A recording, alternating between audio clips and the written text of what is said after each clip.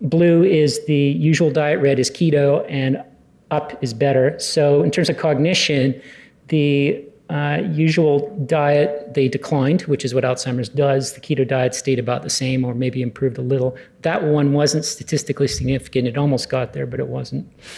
In terms of function, well, the usual diet, they definitely declined, and the keto diet stayed about the same. And in terms of quality of life, the usual diet stayed about the same, and the quality of life actually went up in the keto group. So those were pretty powerful results if you want to read that. So people on the keto diet actually improved more in a statistically and clinically meaningful way. So it's not just about mitohormesis. There are other benefits to the keto diet, I think, that went beyond the low-fat, high-carb one.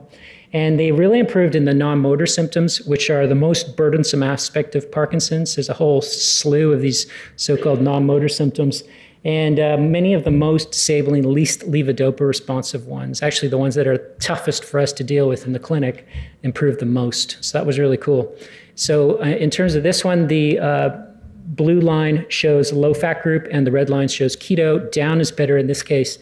And you can see that low-fat still improved by about 10% in these non-motor symptoms, whereas keto improved by about 40%. So pretty tremendous improvement in just 8 weeks.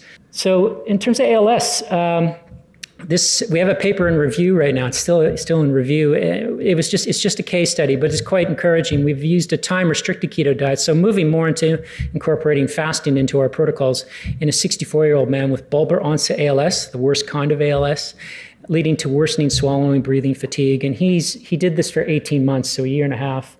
In terms of mitohormesis, again, we altered his Western diet and we introduced fasting periods this time as well to try and get that oscillating balance between surmountable challenge and adequate recovery. And this study is under review, so I can't comment on it, but it's almost 2 years now and he's still utilizing it, so you can read into that how you like. Hopefully it'll come out soon. In Huntington's, we also did something similar in a 41-year-old man. So a time-restricted keto diet. So again, keto diet plus fasting periods. And he did that for a year. And in terms of mitohormesis, again, this would have improved mitochondrial biology to some extent, one would think. And collectively, he had some really good improvements. His motor symptoms, the chorea, the movement disorder, improved by 52%. There were other motor symptoms that improved too. That doesn't just describe chorea. And his behavior problems, which are the hardest part of Huntington's, the irritability and apathy and so on, those virtually vanished. And that was just